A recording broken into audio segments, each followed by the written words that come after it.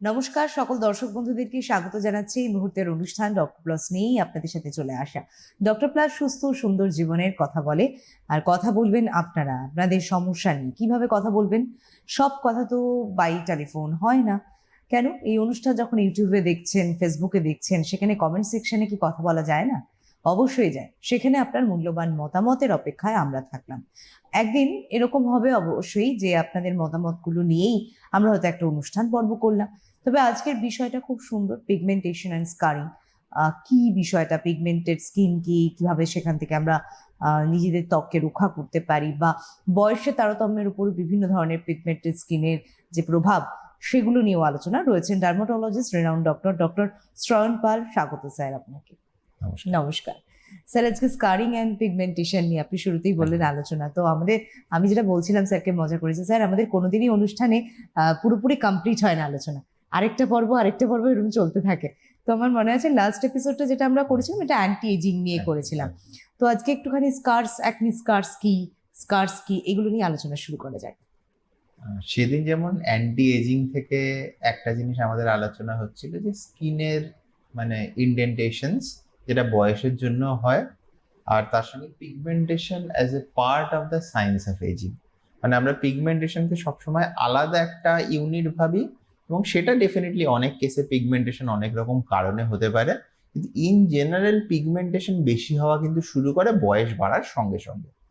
Anyway, স্কারের ক্ষেত্রে যেখানে সবচেয়ে কমনলি আমরা যে স্কারগুলো দেখতে থাকি, সেটা হচ্ছে 1 নম্বর হচ্ছে অ্যাকনে বা পিম্পলসের পরে হওয়া স্কার, 2 নম্বর হচ্ছে চিকেন পক্স বা কোনো রকমের ইনফেকশন সেই ধরনের, যেগুলো মাল্টিপল মুখের মধ্যে ছোট ছোট গর্ত তৈরি করে, 3 নম্বর হচ্ছে ট্রমাটিক স্কার, মানে কোনো রকম অ্যাক্সিডেন্ট বা ইত্যাদির জন্য যে স্কারগুলো তৈরি হয়। এবং তাছাড়াও বিভিন্ন রকমের মাইনার স্কার্স হতে থাকে, যেরকম কোনো মানে অপারেশনস বা কিছু হয়েছিল সেটার জন্য, কিন্তু সেগুলো ইউজুয়ালি স্কার ফর্ম করে না যদি একটু ভালো জায়গা থেকে করান, বা যদি সেরকম মেজর সার্জারি না হয় যেখানে সার্জনের পক্ষে সত্যি সবকিছুর পরেও ম্যানেজ করা সম্ভব হয়নি। মানে সেই কেসগুলো ছাড়া, তাছাড়া সেগুলোর ক্ষেত্রে মোটামুটি স্কারিং গুলো মিনিমালি হয়, তার কারণ যথেষ্ট যেহেতু স্টিচ বা সুচার দেওয়া হয়। অ্যাকনে বা চিকেন পক্স স্কার যেটা সবচেয়ে কমনলি আমাদের কাছে পেশেন্টস নিয়ে আসেন, এবং যেগুলো অনেক ক্ষেত্রেই মানে পেশেন্টের জন্য খুব বদারসাম হয়, বিভিন্ন রকমের অ্যাকনি স্কার হয়। কোনোটা একটু উঁচু, আমরা যেটাকে হাইপারট্রফিক স্কার বলি, কোনোটা একটুখানি গাড্ডার মতো, যেটা বেশি কমনলি দেখা যায় অ্যাট্রফিক স্কারিং বলি। এই সমস্ত কিছুরই ব্যাপারে মানুষ যেটা রিয়েলাইজ করে না, 1 নম্বর স্কারিং এমন একটা জিনিস যেটা আমি বলতে চাইবো যে বেশিরভাগ লোকই না স্কারিং এর জন্য যে চেঞ্জটা লাইফে হয়, এবং স্কারিং এর ট্রিটমেন্ট করার পরে যে কনফিডেন্সের জায়গাটা পৌঁছান, সেটাকে অনেকে হয়তো যথেষ্ট জোর দেন না। মানে আমার কাছে এরকম এসে পেশেন্টরা বলেছেন অ্যাকনি স্কার তার ছোটবেলা থেকে পিম্পলস ছিল, পিম্পলস হওয়া হয়তো 20-22 বছর বয়সে বন্ধ হয়ে গেছে, এবং তারপর থেকে তার স্কার ছিল, সে 27-28 বছর বয়স অবধি সেই স্কার নিয়েই ছিলেন। এবার তারপরে যেটা হয়েছে, একটা পয়েন্টে গিয়ে ওনার মনে হয়েছে যে না, আমার এটা ঠিক করা দরকার। এবার সেটা কি কারণে হয়েছে, that I am coming to letter. তারপরে উনি বলেছেন যে আমার টোটাল কনফিডেন্স অ্যাবাউট মাইসেলফ সেটা চেঞ্জ হয়ে গেছে। মানে আগে আমি ইন্টারভিউতে যেতাম কোনো জায়গাতে, বা যে কোনো মানে ডিল নেগোসিয়েশন, নতুন জবের জন্য আমি স্যালারি নেগোসিয়েশনে যাচ্ছি, অথবা কোনো ক্লায়েন্টকে আমি কোনো কিছু বোঝাচ্ছি, প্রেজেন্টেশন দিচ্ছি, সেখানে আমার টোটাল কনফিডেন্স, কনভিকশন টোটাল যেটা ছিল, আমার পুরো সেই জিনিসের লেভেলটাতে চেঞ্জ হয়ে গেছে। কারণ মানে আমার মানে ব্যাপারটা পুরো ফিল হচ্ছে যে I am looking so much better. একদম। এবং মানে যত যাই করি না কেন স্যার, আমাদের ব্যাক অফ দ্য মাইন্ড কিন্তু সবসময় একদম আমাদের নক করতে থাকে। একদম মানে সেই জায়গাটা আমার, যখন আপনার কোনো না কোনো রকম ভাবে একটা ভেতরে মানে আছে যে আমার এই স্কারটার জন্য আমাকে হয়তো I am not looking at my best, সেটা মানে এমন নয় যে স্কার শুদ্ধ কনফিডেন্ট হতে পারে না। মানে এক গাদা হলিউড অ্যাক্টর আছেন, বলিউড অ্যাক্টর আছেন, ইভেন আমাদের টালিগঞ্জের অনেক অ্যাক্টর আছেন যারা গাল ভর্তি অ্যাকনি স্কার বা চিকেন পক্স স্কার নিয়েও তারা মানে সাংঘাতিক অভিনয় করছেন, একদম এত সিনেমাতে করেছেন, সেলিব্রিটিস আর কি, এবং বছরের পর বছর, যুগের পর যুগ ধরে করে চলেছে। নিশ্চয়ই। কিন্তু যদি মানে আপনার কোনো না কোনো ভাবে মনে হয় যে এটার জন্য আপনি স্যাটিসফাইড না, সেটা একটা ডিপ সাইকোলজিক্যাল ইম্প্যাক্ট আছে, যেটার জন্য আপনি হয়তো রিয়েলাইজও করছেন না কতটা আপনি হারাচ্ছেন। নিশ্চয়ই। মানে আজকে উনি বলছেন যে আমার যদি আমি যে সময় থেকে আমার এইটা মানে ঠিক করার হয়তো করতে পারতাম লাস্ট 5-6 বছর ধরে আমার চাকরি জীবনের শুরু থেকে, তাহলে হয়তো আমি অনেক ভালো করে মানে পেশেন্ট প্রেজেন্ট ক্লায়েন্ট প্রেজেন্টেশন করতে পারতাম, অনেক ভালো করে স্যালারি নেগোসিয়েশন করতে পারতাম, আমি হয়তো আজকে কেরিয়ারে অনেক হায়ার একটা জায়গাতে থাকতাম। এবং এই যে জিনিসটার রিয়েলাইজেশন তার হচ্ছে, এবং সেখান থেকেই মানে এটা আমরা যখন পেশেন্টকে কাউন্সিল করি তখনও বলি, এবং যখন আমরা স্কার নিয়ে ধরুন আমরা যখন স্কারের ম্যানেজমেন্ট শেখার সেই স্টেজগুলোতে এইগুলো বারবার আমরা পড়েছি, হয়তো দেখেছি, শুনেছি। কিন্তু যখন একজন পেশেন্ট সেটা করে এসে তার নিজের লাইফে চেঞ্জের কথাগুলো বলেন, এবং ওনার পরে বহু আরো পেশেন্ট বলেছেন, মানে উনি এই যে আমার স্যাটিসফ্যাকশনের কেরিয়ার লাইফের জায়গাটা, শুরুর দিকের একজন একদম। পেশেন্ট, এবং তারপরে মানে বেশিরভাগ পেশেন্টই এটা অন্তত ফিল করেন যে তার টোটাল একটা কনফিডেন্স এবং তার একটা টোটাল আউটলুক, টোটাল মানে স্কার ফ্রি এবং পিগমেন্টেশন ফ্রি ফেস, একটা নর্মাল আমরা যেটাকে কাইন্ড অফ বলি ব্লেমিশ ফ্রি ফেস, সেটা যে কতটা হাই ইম্প্যাক্ট ফেলে নিজের লাইফে, সেটা অ্যাকচুয়ালি মানে যে ফিল করে আমার মনে হয়, বা যে এক্সপিরিয়েন্স করে সেই ফিল করতে পারবে। একদম। এবং আজকের সময় দাঁড়িয়ে এত ব্যস্ত লাইফ আমাদের, হুম। প্রত্যেকের জব নিয়ে বলুন, তার বিভিন্ন কর্মক্ষেত্র দিক থেকেই বলুন না কেন, মানে যে যেটাই করছেন না কেন, প্রত্যেকে তখন সেলফ ডিপেন্ডেন্ট। একদম। তো এই জায়গায় থেকে দাঁড়িয়ে কিন্তু সবসময় যে গৃহবন্দী ঘরের চার দেয়ালের ভিতরে রয়েছি এমন নয়, অর্থাৎ ট্যানিং করার যথেষ্ট জায়গা আছে। মানে আমার এই আপনার কথাগুলো শুনতে শুনতে হঠাৎই মনে হলো ট্যানিং এর ব্যাপারটা, কারণ সবসময় কি হয়, এই 15 ডেজ অন্তর অন্তর বা মাসে একটা ওই ট্যানিং কোনো একটা ক্রিম আমি লাগালাম, তো ইনস্ট্যান্ট একটা ফেয়ারনেস দেয়, এটা ঠিক আমি মানছি, কিন্তু সেটা কতটা স্টে করে আমার তো জানা নেই। আমি জানি না আপনারা কতটা তাতে হ্যাপি হতে পারেন, কিন্তু পুরোপুরি ট্যানিং থেকে সরে আসা বা রেগুলার বেসিসে যারা বেরোচ্ছেন কাজের সূত্র দিয়ে, বা ট্যানিং করবেই, খুব স্বাভাবিক, তারপরে কি প্রপার সানস্ক্রিন আমরা অনেকেই আছি ইউজ করি না, শীতকাল হলে তো আরোই অ্যাভয়েড করি। আমি কালটা বিশেষ উল্লেখ করলাম কারণ সেখানে মানুষের কিছু মনে হয় যে বোধহয় শীতকাল, শীতের রোদটা, রোদে ট্যান পড়ে না, এটা সব নিয়ে থেকে একদিন বেশি করে। আমাদের আলোচনা হচ্ছিল। একদম একদম, আপনার সঙ্গে আমার আলোচনা হয়েছিল এটা নিয়ে। তো সুতরাং ট্যানিং একটা মেজর জায়গা, তো কি করা যেতে পারে? ট্যানিং এর আপনি যেটা অ্যান্টি ট্যানিং ট্রিটমেন্ট বললেন, সেটা বেশিরভাগ ক্ষেত্রে it's a variation of bleaching.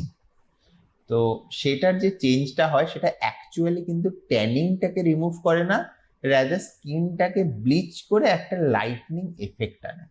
এবং সেখানে সবচেয়ে ডেঞ্জারাস ব্যাপার যেটা, like any bleaching, it's a harsh chemical process, 1 number. Number 2, it is not addressing the main cause, যে কারণে ট্যানিং হচ্ছে। ট্যানিং এর কারণ কি, যে আমাদের মানে শরীরে রোদ পড়ছে, সেটার জন্য আমাদের শরীরে যে মেলানোসাইট বা পিগমেন্ট প্রডিউসিং সেলস, সেগুলো বেশি করে পিগমেন্ট তৈরি করছে, সেই জায়গাটাকে কভার করে দিচ্ছে। তো আমাদের ফার্স্ট স্টেপ ট্যানিং এর মাঝে মাঝে অ্যান্টি ট্যানিং ট্রিটমেন্ট করা না, ফার্স্ট স্টেপ হচ্ছে ট্যানিং হতে দেওয়া থেকে প্রিভেন্ট করা, right kind of sunscreen at right parts of the body.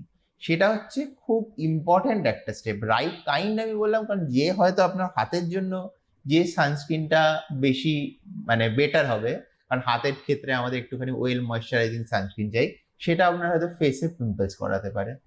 আবার ফেসের ক্ষেত্রে আমাদের সেনসিটিভ স্কিন বলুন বা অয়েলি স্কিন বলুন, ড্রাই স্কিন বলুন, পিম্পল প্রোন স্কিন বলুন, সেই জন্য আমাদের রাইট কাইন্ড অফ সানস্ক্রিনটা ইউজ করাটা খুব ইম্পর্টেন্ট। নয়তো কি হবে, সেই সানস্ক্রিনের জন্য হয়তো আমাদের পিম্পলস এর মতো ইরাপশনস হতে পারে, সেটার জন্য উল্টে আবার পিআইএইচ হতে পারে, অন্য এক রকমের পিগমেন্টেশন। আচ্ছা আচ্ছা আচ্ছা। ফলে it's a like vicious cycle. আর আরেকটা জিনিস দেখবেন, কিছু কিছু মানুষ থাকেন যাদের পিগমেন্টেশন হওয়ার চান্স ইন জেনারেল অন্যদের থেকে বেশি। তো তাতে সমস্যাটা কি হয়, তার যে কোনো কিছুই, সেটা ট্যানিং এর ক্ষেত্রেও তার পিগমেন্টেশন বেশি হয়। অন্য দেখেন আপনার এরকম বন্ধুরা আছেন যে একদিন কোন একটা জায়গায় অ্যাকোয়াটিকা বা নিকো পার্কে কোথাও এটা ঘুরে এলেন, তারপরে পুরো শরীরটা কেমন যেন একটা মানে সাডেন 1 বা 2 টোন চেঞ্জ হয়ে গেল।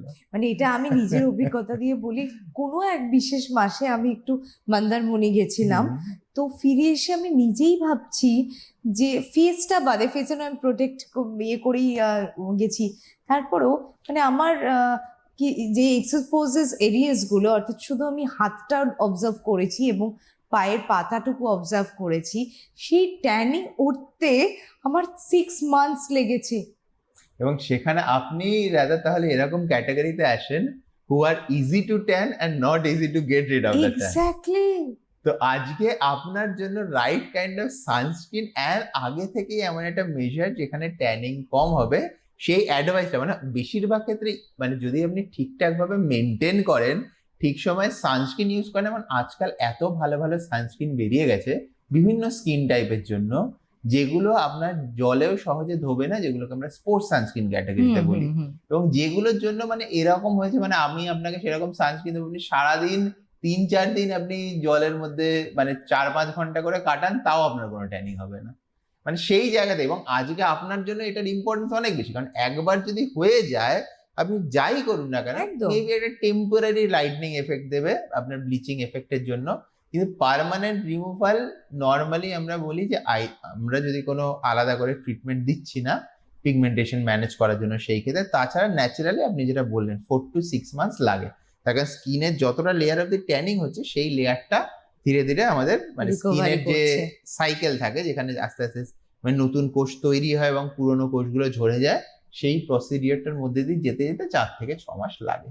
মানে ভাবা যায় কি মানে ঘুরতে গিয়েও কি বিপদ, না না তার আগে বিপদটা দরকার নেই, বিপদের আগে কি করলে বিপদ আসবে না আমরা সেটা নিয়ে আলোচনা করছি। তাই এরপরে যদি এরকম আমার মতো কোনো প্ল্যানিং থাকে তাহলে আমার মনে হয় আগে একবার স্যারের কাছে এসে দেখিয়ে কনসাল্ট করে তারপর ঘুরতে যান। এবং এটা সত্যি দেখবেন আপনার মানে এরকম যেটা হয়েছে পেশেন্টদের, তারা অনেক সময় যারা এসে অ্যান্টি ট্যানিং তাদের বলেছি বেশিরভাগ ক্ষেত্রে তারা আরেকবার এরকম সমুদ্রের জায়গাতে বেড়াতে যাওয়ার আগে একবার কনসাল্ট করে নিয়ে যান যে ফেসের জন্য কি হবে, গায়ের জন্য কি হবে। তারা একবার বুঝে গেছেন যে একবার ট্যানিং হলে how hard it is two get rid of একদম, মানে এই ভুল আর করা যাবে না। এবং সবথেকে হচ্ছে কি আজকের প্রফেশনাল লুক ওয়াইজ একটা এত সুন্দর মানে অ্যাপ্রোচিংটাও কিন্তু ভীষণভাবে দরকার হয়, গুরুত্বপূর্ণ, সেটা যে প্রফেশন হোক। আজকে আপনি মার্কেটিং বলুন, আমাদের মতো অ্যাঙ্কারিং প্রফেশন বলুন বা যে প্রফেশন, কোথাও গিয়ে কিন্তু আজকে একটা ওই যে অ্যাপ্রোচটা, ওই যে লুক ওয়াইজ, এটা একটা ডিপেন্ড করে, একটা ইন্টারভিউতে গেলেও ডিপেন্ড করে। সুতরাং আমার তো মনে হয় এই জায়গাটাতে আরো একটু বেশি সচেতন হতেই হবে আমাদের। আর মানে এই জেনারেশন তো ভীষণ সচেতন, মানে আমি বলবো আগামী দিনে আরো বাড়ছে। যদি হয়ে যায় ওরকম অ্যান্টি ট্যানিং টেম্পোরারি ট্রিটমেন্ট না করে প্রপার, আমি বলবো যে কোনো একজন ডার্মাটোলজিস্টের সঙ্গে কনসাল্ট করুন, যেখানে আপনার বিভিন্ন রকমের ট্রিটমেন্ট আছে, যত তাড়াতাড়ি আপনার রেজাল্ট দরকার তার হিসাবে। এমন যদি আপনি ওয়ারিড, আপনি চান একটু তাড়াতাড়ি চলে যান, আপনার কাছে 2-3 মাস সময় আছে, তো সেই ক্ষেত্রে আমরা একটুখানি কনজারভেটিভ দিতে পারি, হয়তো একটুখানি পিলিং করলাম, হয়তো কিছু ওরাল মেডিসিন দিলাম পিগমেন্ট কমানোর জন্য। যে ক্ষেত্রে আপনার ধরুন সামনেই বিয়ে আছে বা কিছু আছে, আপনি খুব তাড়াতাড়ি সেই ট্যানিংটা ম্যানেজ বলে করতে চান। কোইন্সিডেন্ট, মানে আমি এটাই ভাবছি প্রি ব্রাইডিং শুটে এখন ডেস্টিনেশন ওয়েডিং একটা চলছে, চল রয়েছে, তো সেখানে তারা কি করবে নিজেদেরকে হাউ টু প্রোটেক্ট, এবং বিয়ের আগে তারা মানে এই অনেকের আছে না পিগমেন্টেড স্কিন, তো সেটা নিয়ে আমরা এই এই মুহূর্তে আলোচনা যে মোটামুটি কত ধরনের পিগমেন্টেড স্কিন হয় বা পিগমেন্টেশনের যে ডিফারেন্স ব্যাপারটা রয়েছে, যে এই আপনি বলছিলেন বোধহয় কিছু কিছু যে এটা এই পিগমেন্টেশন ওটা অমুক পিগমেন্ট, সেটা নিয়ে একটু বিস্তারিত আলোচনা আসে। পিগমেন্টেশনের ব্যাপারটা যেটা খুব সোজাভাবে বললে ত্রিনা, আমাদের 2 রকমের মেন পিগমেন্টেশন হয়, মানে বা 3 রকমের। একটা হচ্ছে কিছু জেনেটিক প্যাটার্নস অফ পিগমেন্টেশন, বা কেউ কেউ মানে কিছু কিছু এরিয়াতে পিগমেন্ট থাকে যেটা আমাদের বলতে পারেন স্কিনের পিগমেন্ট ম্যাপস আমরা বলি, যেরকম পিগমেন্টারি ডিমার্কেশন লাইন। অনেকের দেখবেন চোখের পাশ দিয়ে এই জায়গাতে খুব কমনলি দেখা যায় এরকম একটা পিগমেন্টারি লাইন, অনেকের ক্ষেত্রে পিঠের মধ্যে এরকম পিগমেন্টারি লাইন থাকে, অনেকের ক্ষেত্রে হাতে এরকম পিগমেন্টারি প্যাটার্ন থাকে, এগুলোকে বলে পিডিএল। এইগুলোর ক্ষেত্রে বেশিরভাগ ক্ষেত্রে খুব সাংঘাতিক কিছু মানে করার আলাদা করে জায়গা থাকে না, তবে ইন জেনারেল আমরা যেটা করতে পারি যে টোটাল বডির পিগমেন্ট প্রোডাকশন আমরা যদি কমিয়ে আনি তাহলে ওটাও কম প্রমিনেন্ট লাগবে। মানে ব্রাউনের ওপরে আরো ডার্ক ব্রাউনের জায়গাতে লাইট ব্রাউনের উপর রিলেটিভলি লাইক মানে কাছাকাছি কালারের ব্রাউন, ওটা ব্লেন্ড দেওয়া সোজা। কিন্তু আপনি যদি বলেন কি লেজার বা অন্যান্য কোনো মেথড আছে এগুলো দিয়ে করা, সেগুলো, এবং কিছু এরকম আরো জেনেটিক পিগমেন্টারি ডিজিজ আছে যার মধ্যে কিছু তিল, আঁচিল, বার্থমার্ক ইত্যাদি আছে। কিন্তু মানে ইন কন্ট্রাস্ট টু পিডিএল যেটা একটুখানি বেশি বয়সে ডেভেলপ করে, এট দেয়ার লাইক মানে মানুষের ইউজুয়ালি 20s-এ বা 30s-এ ইভেন 40s-এও ডেভেলপ করে পিডিএল, মানে আগে থেকেই থাকে কিন্তু সেটা পরবর্তীকালে তৈরি হয়। তাছাড়া কিছু কিছু পিগমেন্টারি লাইন্স বা বার্থমার্ক যেগুলো আর্লি এজে ডেভেলপ করে, মানে ফার্স্ট আর সেকেন্ড ডিকেড অফ লাইফ, মানে 20 বছর বয়সের মধ্যে, তো সেইগুলোর ক্ষেত্রে লেজার্স অ্যান্ড অল এগুলো খুবই এফেক্টিভ ট্রিটমেন্ট, কারণ সেখানে আমরা ডেফিনিট মেলানোসাইট নেস্ট পাই যেগুলোকে আমরা লেজার দিয়ে ডিস্ট্রয় করতে পারি। আচ্ছা, 2 নম্বর পিগমেন্ট প্যাটার্ন যেটা, সেটা হচ্ছে বিভিন্ন রকমের অ্যাকোয়ার্ড পিগমেন্টেশন, যার মধ্যে আপনি একটা বললেন ট্যানিং, বা পিম্পলস এর পরে যে কালো spot spot spot spot pigmentation হয়, বা যে কোনো কারণে মুখের মধ্যে বিভিন্ন রকম মানে ফেসিয়াল ডিসক্রোমি আমরা যেটাকে বলি, যাদের একটুখানি অয়েলি স্কিন আছে তাদের দেখবেন ফেসের মধ্যে কোনো জায়গায় একটু ব্রাউন ছোপ, কোনো জায়গায় সাদা ছোপ, কোনো জায়গায় একটু ডার্ক ছোপ, এরকম মানে পুরো মুখটা দেখে মনে হয় যেরকম মানে একটা মানে পিগমেন্টের মোজাইক কাইন্ড অফ। তো আচ্ছা, এখানে আমি একটু হুম। ইন্টারাপ্ট করলাম। ধরুন অনেকের দেখা যায় যে বহু বছরের পুরনো মেচেদা, তো অনেকের প্রশ্ন আছে এই মেচেদা কখনো সারে না। হুম। তো আমার কথা হচ্ছে সারে না ট্রিটমেন্ট করে সারিয়ে তোলা, এই দুটোর ভিতরে তো নিশ্চয়ই পার্থক্য একদম, থাকবে। একদম। এটা আপনি একটু এর ভিতরে উল্লেখ করে দেবেন যে আলোচনার ভিতর দিয়ে। হ্যাঁ, এবার 3 নম্বর পিগমেন্টেশন আমি সেটাই বলতে চাইছি। এইবার এই যে অ্যাকোয়ার্ড পিগমেন্টেশনের মধ্যে মেচেতা এমন একটা জিনিস যেটা আমরা বলি এগেন, এটা হচ্ছে কাইন্ড অফ একটা জেনেটিক প্লাস অ্যাকোয়ার্ডের একটা মিক্সচার। মানে আপনার স্কিনের কিছুটা জায়গাতে অলরেডি মানে কিছু কিছু মানুষের দেখবেন মেচেতা হয়, কারোর কারোর কখনোই মেচেতা হয় না। তার কারণ যাদের মেচেতা হয় তাদের ওই জায়গার পিগমেন্ট ম্যাপে কিছু মানে সেলস আছে, মানে যদি একটুখানি বেশি রোদ পড়ে যায় তারা হঠাৎ করে সেই জিনিসটা ফায়ার করে মেচেতার মধ্যে তৈরি করে দেওয়ার জন্য অলরেডি প্রোন। ওকে। তো যখনই আপনি দেখছেন যে আপনার মা বা বাবা বা সেই ফ্যামিলিতে কোথাও মেচেতা আছে, তখন আপনার জন্য মেচেতা আপনারা কোনো ডেভেলপ করেওনি তার আগে থেকে, মেচেতা ইউজুয়ালি আমরা দেখি যে 20s বা 30s এ ডেভেলপ করে, মানে টিন এজ থেকে ডেভেলপ করে না, আপনার একদম আর্লি এজ থেকে, ইনফ্যাক্ট কম বয়স থেকে আপনার বাচ্চাকে, মানে আপনার যদি নিজের মেচেতা থাকে তাহলে আপনার বাচ্চাকে সেটা করা উচিত, বা আপনার যদি মায়ের মেচেতা থাকে তাহলে আপনি নিজে যা করছেন এখন থেকেই আপনার যে ছেলে বা মেয়ে আছে তাকে সেই অভ্যাসটা করিয়ে দেওয়া উচিত যে প্রপারলি যেন সানস্ক্রিন ইউজ করে প্রপার টাইপের। কারণ তার মধ্যে সেই জেনেটিক প্রিডিসপোজিশন আছে, সেই জেনেটিক ম্যাপিংটা আছে যে আজকে তার মেচেতা ডেভেলপ আসতে করতে পারে। পারে যদি সেরকম ভাবে রোদ পড়ে। Probability. কারণ ওই জায়গার যে সেলস গুলো আছে সেগুলোতে আমরা যাই ট্রিটমেন্ট করি না কেন, কারণ যেহেতু ওটা জেনেটিক পিগমেন্টারি ম্যাপিং, আমরা খুব সাংঘাতিক কিন্তু পার্মানেন্ট রিমুভাল করতে পারি না। আমরা এমন ট্রিটমেন্ট করতে পারি যাতে আপনার এই মুহূর্তে যতটা মেচেতা হয়েছে পুরোটা রিজলভ করে গেল, মানে স্কেল ব্যাক করে গেল পুরো পিগমেন্টেশনটা। কিন্তু আপনি যদি সানস্ক্রিন আবার না ইউজ করেন, আপনি যদি বেসিক মেনটেন্যান্স থেরাপি না ইউজ করেন, it is going to come back. একদম, এই জন্যই আমার এই অনুষ্ঠান করতেও খুব ভালো লাগে আর দর্শক বন্ধুদের কাছে পৌঁছে দিতেও ভালো লাগে। কারণ হচ্ছে সোজা সাপটা একদম কথা, মানে যেটা নয়, যতটা নয় ততটা নয়, যতটুকু হ্যাঁ ততটুকুই হ্যাঁ, অর্থাৎ মিথ্যে প্রতিশ্রুতি নয়। অনেক মানুষের কাছে অনেক আজকের সময় দাঁড়িয়ে আমরা রিলসের জামানায় অনেক কিছু দেখছি, অনেক কিছু জানছি, দেখছি, বুঝছি, কিন্তু কতটা সঠিক জানছি, কতটা সঠিক প্রয়োগে আমাদের কতটা ভালো হচ্ছে, এইগুলোর কিন্তু প্রপার কোনো রিজন কারোর কাছে নেই।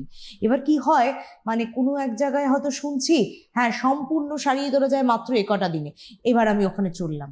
মানে যা হয় কি হয়, আমি যখন একটা মানুষ যখন কোনো কিছুর সাথে জুঝতে জুঝতে জুঝতে জুঝতে যখন দেয়ালে পিঠটা ঠেকে যায়, তখন তার কাছে মনে হয় বাই এনি চান্স আমাকে এখান থেকে বেরোতে হবে, এর জন্য আমার এই জিনিসগুলো না পাওয়া থেকে মানে যাচ্ছে। ওই যে আমি বললাম না, লোকে একটা ম্যাজিক্যাল রেজাল্ট চায়। এক্স্যাক্টলি এই দ্যাট মাই ম্যাজিক্যাল পয়েন্ট। রেজাল্টটা কখনো আপনি যে কোনো জায়গায় লাইফের অন্যান্য 10টা জায়গাতে যখন আপনি ম্যাজিক্যাল রেজাল্ট এক্সপেক্ট করেন না, তাহলে হঠাৎ করে আপনি আপনার স্কিনের একটা ইস্যুর ব্যাপারে বা How যে is কোনো possible? হেলথের ইস্যুর ব্যাপারে ম্যাজিক্যালি, মানে ডাক্তারের কাছে সারছে না এত জায়গায়, আপনি ভেলোরে দেখিয়েছেন, কলকাতা দেখিয়েছেন, সব জায়গাতে হঠাৎ করে যদি আপনি একটা কোনো বাবার খবর পান যিনি একটা এরকম মানে জল ছড়িয়ে ঠিক করে দিতে পারেন কাউকে, তো সেইটা আপনি মানে একটা ম্যাজিক্যাল ফিল। আমি এটা বলছি না যে হতে পারে না, হওয়া হয়তো সম্ভব, কিন্তু সেটার উপর পুরো ভরসা করে সমস্ত কিছু করে দেওয়া, সেটা কতটা লজিক্যাল সেটা আপনি আপনার জীবনের অন্যান্য জিনিসের ডিসিশন নিয়ে আমার মনে হয় ভেবে দেখা একদম, উচিত। ওটা অন্যরকম একটা বিষয়, হ্যাঁ, ওটা নিয়ে আমরা যাচ্ছি না। অন্যরকমই একটা ব্যাপার। আমাদের কথা হচ্ছে আমরা মেডিকেল সায়েন্স নিয়ে আলোচনা একদম, করছি, একদম। আর সেই জায়গায় দাঁড়িয়ে অবশ্যই সায়েন্স রিলেটেড বা সায়েন্স ভিত্তিক যা যা সম্ভব সেগুলো নিয়ে আলোচনা। তো যারা আপনারা ভাবছেন বহুদিনের পিগমেন্টেশন নিয়ে রয়েছেন, বহুদিনের মেচেদা কি করে হবে, আজকে এসে মনে হচ্ছে একটু ভালো হোক, একটু সুন্দরী হতে চাই। দেখুন, আমার মনে হয় কি, সৌন্দর্যতাটা এমন একটা জিনিস, নিজের মনকে সবার আগে সুন্দর করতে হয়। আর একদম। দ্বিতীয় কথা, ওই যে face is index of the mind, ভীষণ গুরুত্বপূর্ণ একটা সেন্টেন্স। তো এটাকে ফলো করতে হবে, কিন্তু তার পাশাপাশি এটাও দরকার যে আমি কি করে সুন্দর হব। এই জন্যই কিন্তু আমাদের অনুষ্ঠান করা এবং আলোচনা করা। আর এই সৌন্দর্যতাটাকে একদিন দুদিন নয়, একটু ধরে রাখতে হবে, তো মানে কন্টিনিউ বেসিসে। ওই একদিন আমরা কথা বলছিলাম না যে বার্ধক্য এসে যাওয়া, সময়ের আগেই বুড়িয়ে যাওয়া থেকে কি করে প্রতিরোধ করা যায়। হ্যাঁ, এটা তো হতে পারে না 50 ইয়ার্স ওল্ড আপনার হঠাৎ করে আপনাকে 30 লাগুক, সেটা তো সম্ভব নয়। কিন্তু হ্যাঁ, 50 এজ অ্যাটলিস্ট 45 তো লাগুক, মানে এই আশাটা তো আমি করতে একদম। পারি। তো এই জায়গা থেকে দাঁড়িয়ে কিন্তু আমার মনে হয় পিগমেন্টেড স্কিন, অ্যাকনি স্কার্স, আরেকটা যেটা খুব ভাইটাল আলোচনাই করলাম না, সেটা হচ্ছে মোলস অ্যান্ড বার্থ মার্কস। এটা কিন্তু আপনি মাঝে একটু সময় তুলেছিলেন। বার্থ মার্কস, যেটা হ্যাঁ বার্থ মার্কস এবং মোলস কিন্তু লেজারে খুবই ভালো আজকে রেজাল্ট দেয়, এবং আজকে অলমোস্ট লাইক নিয়ার কমপ্লিট। আমি কখনোই কাউকে বলি না, এবং মানে যেটা আমি বলি না কারণ সেটা ব্যাক বাই সাইন্স 100%। আপনি যদি একদম কাছ থেকে দেখেন হয়তো বোঝা যাবে, কিন্তু বেশিরভাগ ক্ষেত্রে মোলস অ্যান্ড বার্থ মার্কস এর নিয়ার কমপ্লিট রিমুভাল, মানে আপ টু 90-95% অব্দি আপনি একটা রেজাল্ট দেখতে পারেন। মানে অনেকের এমন জায়গায় বার্থ মার্ক রয়েছে, সত্যি বলবো সেটা সৌন্দর্যতাটাকেই শেষ করে দেয়। এত মিষ্টি দেখতে, এত ভালো দেখতে, কিন্তু এমন একটা বার্থ মার্ক এমন একটা পজিশনে ফেসিয়াল কোনো একটা পজিশনে রয়েছে, তো সেটা হঠাৎ করে যেন ওই জায়গায় আমাদের চোখটা পড়ে গিয়ে পুরো সৌন্দর্যতাটাই নষ্ট করা যায়। তো আজকের সময় দাঁড়িয়ে সেটাও পসিবল। একদম পসিবল, তবে definitely depending on the birth mark, কিরকম বার্থ মার্ক, কিরকম ট্রিটমেন্ট মোডালিটি, সেই হিসাবে আমাদের রেজাল্ট এক্সপেক্ট করতে হবে। এবং অবশ্যই যে কোনো আপনি ডার্মাটোলজিস্ট বা অ্যাস্থেটিশিয়ানের কাছে যাবেন, তার কাছ থেকে প্রথমেই এই ব্যাপারটা এক্সপেকটেশনটা আমি বলবো যে ক্লিয়ার করে নেবেন, যে এইটাতে আমি কিরকম ইমপ্রুভমেন্ট এক্সপেক্ট করতে পারি। বা তিনি যদি বলেন 50%, 60%, আপনি কিন্তু সেটাই, মানে সেখানে আমি বলবো কোনো জায়গাতেই ম্যাজিক্যাল এক্সপেকটেশন না কি ডাক্তারবাবু 80-60% বলেছে বটে, কিন্তু আমি অন্য জায়গাতে ছবি দেখেছি প্রায় চলে গেছে। না, মানে ওই এক্সপেকটেশন কখনো করা উচিত না, কারণ আমরা যে বিভিন্ন জায়গাতে অনলাইন ছবি দেখি বা যে কোনো অন্যান্য কেউ পোস্ট করেন বা জার্নালে পোস্ট হয়, সেই ধরনের ছবিগুলো কিন্তু এক্সট্রিমস অফ রেজাল্টস, মানে খুবই ভালো, যেটা একটা এক্সেপশনাল রেজাল্ট। এবার সেটা আসতে পারে, কিন্তু সেটা 9 জনের 10 জনের মধ্যে 1 জন বা 2 জনের আসতে পারে। যে আপনাকে যদি ডাক্তারবাবু আপনার 50 আর 60% রেজাল্ট বলে, সেটাই বেশিরভাগ লোকের আসে। মানে we rather like prefer to promise less and deliver more rather than promise more and deliver less. Exactly তাই। এবং আমার এক্সপেক্ট ওই যে একটা এমনিও আপনি ছেড়ে দিন এইসব বিষয়ে, শুধু লাইফস্টাইল আমরা আমাদের জীবন দিয়ে ভাবুন। আমাদের যেখানে আমরা বেশি এক্সপেকটেশন রাখতে গেছি সেখানে কিন্তু আমরা দুঃখ পেয়েছি। তো এক্সপেকটেশন যদি লেস হয় তাহলে দেখবেন রেজাল্ট আপনি যেটাই পাচ্ছেন না কেন সেটা অনেক বেশি আপনাকে খুশি করতে পেরেছে। তো এই জায়গা থেকেই কিন্তু স্যার বারবার এই কথাটা বলছেন যে এক্সপেকটেশন স্যার যেভাবে বলছেন, যতটুকু বলছেন সেভাবে নিয়ে এগিয়ে চলুন। এবং এটার পর একটা মেনটেন্সের বিষয় আছে, যেমন ধরুন ট্যানিং রিমুভের কথাই আমি বলছিলাম বা স্যার বলছিলেন যে এক্ষেত্রে কিন্তু হঠাৎ করে ট্যানটা রিমুভ করলে আপনি আবার যেই কি সেইভাবে আপনার জীবন চালিয়ে যাচ্ছেন, তো সেক্ষেত্রে আবার তো ট্যান ব্যাপারটা আসবে। আর যেটা ভীষণ দরকার সেটা হচ্ছে এই সময়, মানে আমরা এমন একটা সময় দাঁড়িয়ে এই অনুষ্ঠান পর্বটা আলোচনা করছি যেখানে কিন্তু অনেকেরই চিকেন পক্স হচ্ছে, খুব ছোট বাচ্চা থেকে শুরু করে, এবং এর তো আর কোনো বয়স হয় না যতই ভ্যাকসিনেশন থাকুক। আমি শুনেছি অ্যাডাল্ট চিকেন পক্স আগের থেকে আমার মনে হয় একটু বেশি হচ্ছে, মানে আগেকার দিনে আপনি বড়দের মধ্যে চিকেন পক্স অতটা, কিন্তু তার একটা কারণ যেটা হতে পারে আর কিছুই না, আগে এখন ভ্যাকসিনেশন অনেক কম বয়স থেকে চিকেন পক্সের হচ্ছে, তো বাচ্চাদের সেই সিমটমস গুলো আসছে না, বরঞ্চ বড়রা আমাদের যেরকম কম বয়সে ভ্যাকসিন হয়নি এবং আমাদের মানে একটা জেনারেশন পরেও হয়তো ভ্যাকসিন হয়নি, এখন যারা মেবি আর্লি 20s এন্ড অলে আছেন তাদের হয়তো একটা ভ্যাকসিনেশন হয়েছে, মানে সেই বয়স এবং তার থেকে ইয়াঙ্গার। তো তাই জন্য এই বয়সটাতে এখন মানে 30s এন্ড 40s আপনি অনেক বেশি পরিমাণে চিকেন পক্স দেখবেন আগের থেকে। এবং এই সময়টাই সিজনেও তো একটা প্রবণতা থাকে। তো যাই হোক, আপনাদের যাদের যাদের মনে হচ্ছে সমস্যা নেই, কিন্তু সমস্যা নেই মানে কি ডক্টর কনসাল্ট করা যায় না? আমার এখানে একটা স্যার প্রশ্ন, মানে আমার কথা হচ্ছে এই মুহূর্তে আমার সমস্যাটা দেখা যাচ্ছে না ঠিকই, বাট আমি কি করে ভালো থাকতে পারি এর জন্য তো আমি কনসাল্ট করতে পারি। এই জায়গাটা দিয়ে আসে যেদিন আগের দিনও আলোচনা ছিল, এটা স্কিন রেজিম। এক্স্যাক্টলি। প্রত্যেকটা বয়সের সাথে সাথে আপনার স্কিন চেঞ্জ হতে থাকে, কারণ আপনার শরীরে হরমোনাল চেঞ্জেস হতে থাকে এবং আপনার স্কিনের টোটাল থিকনেসও চেঞ্জ হতে থাকে। এবং আজকে আমরা বলি যে এই আজকের দিনে যেমন মানে গুগল চলে এসছে, এআই চলে এসছে, আজকে আপনাদের পক্ষে স্কিনের ব্যাপারে পড়াশোনা এবং জানা খুবই সোজা। আজকাল মানুষ হেলথের ব্যাপারে যখন এতটা কনসার্ন হচ্ছেন, আমি চাই লোকে অ্যাকচুয়ালি এআই কে প্রশ্ন করুন, আমি চাই অ্যাকচুয়ালি লোকে গুগলে যান এবং বয়সের সাথে কি কি চেঞ্জেস হচ্ছে এবং কোন সময় আপনার কি স্টেপ নেওয়া হচ্ছে। অ্যাডভাইসটা অবশ্যই আমি সাজেস্ট করবো গুগল বা এআই থেকে না নেওয়া, কারণ স্কিনের ডিরেক্ট অ্যাসেসমেন্ট আমরা যেটা করি, আমরা যেটা ডার্মোস্কোপি করি সেটা আপনার কম্পিউটার পক্ষে করা সম্ভব নয়। না, এখানে আমি একটা মজার কথা বলি স্যার, মানে দুদিন আগে আমার সঙ্গে হয়েছে আর কি। বিষয়টা ছিল এরকম যে আমার যেহেতু সময় হয় না, তাই পার্লারে গিয়ে ফেসিয়াল ট্রিটমেন্ট নেওয়ারও সময় নেই, তো আমি বাড়িতেই ডেকেছিলাম কোনো একটা রেপুটেড কোম্পানি থেকে, তো যারা বাড়িতে এসে সার্ভিস বোঝা দিয়ে যাচ্ছে, যাবে, হ্যাঁ। খুব ভালো কথা। তো সেখানে আমাকে একটা ছবি দিয়ে আমার স্কিনটা স্ক্যান করা হয়েছে ফটোতে। এবার সেই মতো তিনি মোটামুটি রেডি হয়ে প্রিপারেশন নিয়ে আসেন। তো যে ফেসিয়ালটা বুক হয়েছে, আমাকে ধরুন 3-4টে দেখানো হয়েছে, এবার আমার যেটা ভালো লেগেছে, আমার বাজেট ফ্রেন্ডলি মনে হয়েছে, আমি সেটা বুক করেছি। তো তিনি আসার পর আমাকে বললেন যে আপনার বয়স কত? তা আমি বললাম আমার বয়স এই। তা বলছে আপনাকে আমার দেখেই মনে হলো আপনি কেন 40 এজের বুক করেছেন? হুম। আমি জাস্ট শকড। নাও এখন কি করণীয়? বলছি এটা তো যাদের স্কিন ঝুলে গেছে, এটা যাদের মানে তার যেটুকু নলেজ সে সেই জায়গা থেকে বলছেন, একদমই মজার একটা ঘটনা। তো তখন আমি পুরো টেন্সড, আমি বললাম আমার দরকার নেই, মানে থ্যাংক ইউ সো মাচ, আপনি এসেছেন জল খান, মানে আমি এই সার্ভিস আর নেবো না, এরকম একটা ব্যাপার। তো বলছে না ম্যাডাম, এইটা তো কোনোভাবেই আমি আপনাকে করতে পারবো না, এটা তো ক্ষতি হবে আপনার। তার মানে দেখুন আমি এই জায়গা থেকে এখানে এলাম, তার কারণ এই যে সবকিছু স্ক্যান করে পিকচারাইজেশন সবটা কিন্তু আমাদের সম্ভব দেখানো সম্ভবই না। মানে যেখানে আমার ডিহাইড্রেট নয় দেখাচ্ছে ডিহাইড্রেট, যেখানে হাইড্রেট স্কিন সেখানে দেখাচ্ছে ডিহাইড্রেট। এটা একটা ছোট্ট উদাহরণ দিয়ে বললাম। এবং সেখানে আপনি সেই জিনিসটাই কতটা স্কেল আপ হবে ভাবুন। সেটা একজন যিনি উনি বেসিক্যালি তো নিজে ডাক্তার নন, টেকনিশিয়ান, যথেষ্ট মানে সিনিয়র মানে প্রপারলি ট্রেন টেকনিশিয়ান, তার ক্ষেত্রে যদি তিনি এতটা একটা ডিসক্রিপেন্সি বার করতে পারেন, এবার এই জিনিসটাই ভাবুন একজন ডক্টর যিনি অ্যাস্থেটিশিয়ান, তার অ্যাসেসমেন্টের সঙ্গে কতটা ডিসক্রিপেন্সি পসিবল। একদম একদম অ্যাবসলিউটলি তাই। এবং আমাদের দর্শক বন্ধুদের এই জন্যই আমরা এক একটা বিষয় নিয়ে আলোচনায় আসি, কখনো অ্যান্টি এজিং, কখনো মডার্ন ট্রিটমেন্ট, কখনো আমরা পিগমেন্টেশন, যেমন আজকের দিনটা বেশ একনি স্কার্স অ্যান্ড পিগমেন্টেশন নিয়ে আমরা রয়েছি। তো সুতরাং বিভিন্ন ধরনের ট্রিটমেন্ট রয়েছে, কিন্তু আমরা যেটা ভুল করি, ডক্টরের কাছে এসেই বলি আমি অমুক ট্রিটমেন্টটা করাবো, কিন্তু অমুক ট্রিটমেন্টটা আমি কেন বলছি? আমি তার উপর ছাড়ি না যিনি এই বিষয়ে বিশারদ, যিনি এই বিষয়ে পড়াশোনা করেছেন, যার এত বছরের অভিজ্ঞতা রয়েছে, তার কাছ থেকে না আমি জেনে নিই যে আমার অ্যাকচুয়াল কি করণীয়। স্যার এরকম প্রচুর পেশেন্ট পেয়েছেন, মানে হাতের সময় অল্প থাকলেও আমি একটুখানি অভিজ্ঞতার কথা জানবো। অনেক ক্ষেত্রেই এরকম হয়েছে যে মানে একটা খুব কমন মানে টাইপ অফ পেশেন্টস আমি বলছি, আমার কাছে এসে পেশেন্ট বলছে যে আমার গায়ের রংটা একটুখানি ময়লা, বা আমার মেয়ের মনে দুঃখ তার গায়ের রংটা একটুখানি ময়লা, ফর্সা করার কি উপায় করা যায়। এবং আমাদের কাইন্ড অফ দেশে একটা বলতে পারেন এটা মেন্টালিটি যে স্কিনের কোনো কিছু দেখতে খারাপ লাগছে মানে একটু ফর্সা করলে সবকিছু ভালো লাগবে। বেশিরভাগ ক্ষেত্রে মানুষ রিয়েলাইজ করেন না যে স্কিনের যে খারাপ লাগে সেটার কারণ তার ডালনেস, তার কোয়ালিটি অফ দ্য স্কিন, হয়তো তার মধ্যে পিম্পলস বা ইরাপশন, এবং আমি যেটা বললাম বিভিন্ন রকমের কালার চেঞ্জেস স্কিনের ডিফারেন্ট পার্টে। একদম সেই প্রবলেমটা তাকে আমি বুঝিয়ে বললাম এবং সেটা অ্যাড্রেস করলাম।